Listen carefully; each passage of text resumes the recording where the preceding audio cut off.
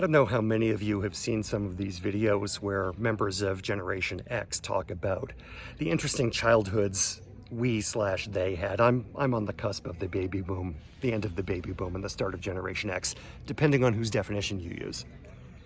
But we were some of the first latchkey kids. We were some of the first middle class people whose fathers and mothers both worked. Obviously in the working class, that was a normal story all along. But we were often left to ourselves. Things like helicopter parenting were not known of. There was no such term for them at that point. So a lot of us fended for ourselves. I remember being in 2nd or 3rd grade and being trusted and expected to leave school at the end of the day on my own and then hop a bus down to the nearest subway stop and then either go to my mother's office and hang out with her for the last 2 or 3 hours of the day, or take the subway all the way to my father's office. And this is at 7 or 8 years old in the middle of a relatively big city, Boston. So that's the kind of independence that was fostered in me from a pretty young age. Given that history, I always chuckle when I see fitness influencers who trot out statements like, "Nobody cares, work harder." I know, it's meant to tell us to ignore our excuses, push through them, be tougher, and chase the goals that we want for ourselves rather than giving up. Okay, sure. But yeah, a lot of people in my age group understand the feeling that nobody cares because it often felt like nobody cared. Like I say, we were left to ourselves at a very young age. We were not sheltered, or many of us believed that we weren't. We fended for ourselves. We got it done. I'm of the considered opinion, based on my life experience, that the message "nobody cares" is the message that a lot of people hear, not the part about working harder. And that the idea that nobody cares is what prevents a lot of people from trying, because what's the fucking point? Nobody cares about me. I'm going to take care of myself. And if that means I just do what I want and ignore the future, so be it.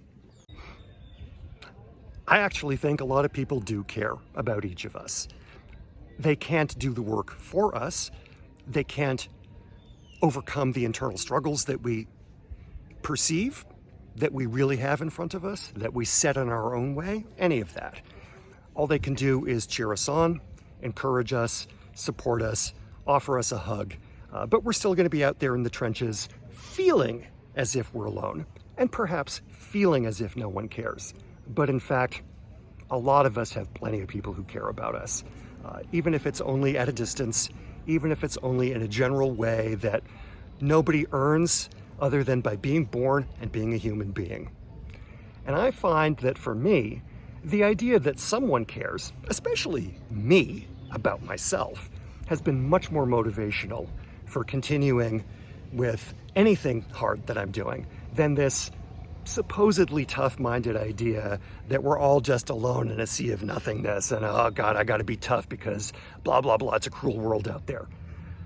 Yeah, no fuck, it's a cruel world out there. And yet, we often find ways of making it better for each other and for ourselves. And I think that's a lot more valuable than this faux tough boy cynicism that people get into. Yeah, I care, work harder. You can even work harder at weird shit like not giving into cynicism. You can work harder at weird shit like acting as if your life matters and dropping this tough guy pose. You can work harder at taking rest when you need it. You can work harder at not believing everything you see on social media, even this. Hey fam, if you've made it this far in the video, first of all, thank you. Second of all, if this video or any of my others have entertained you, made you smile, taught you something, given you some support on your own journey for mental or physical health and fitness, please consider subscribing to the channel. And if that's too much of a commitment right now, please at least give it a thumbs up. You'd be amazed how much that does for the engagement on a YouTube channel like mine. As I film this, I'm closing in on making my 100th clip. And old timers on YouTube will tell you that that's probably the minimum you need to get noticed by the algorithm. So I'm hoping as I get to that point and as I close in on 6 months to a year of making these, that the algorithm will start to prioritize me higher, and your thumbs up or a comment or a subscription will bolster that process. I don't object to making money at this, but right now I'm not sponsored. I'm not charging anything. I'm really doing this as a labor of love because of how much benefit I've gotten from this myself. Thanks for your time. Thanks for your support. Thanks for your attention. Go kick some butt, including your own, in a good way. Love ya.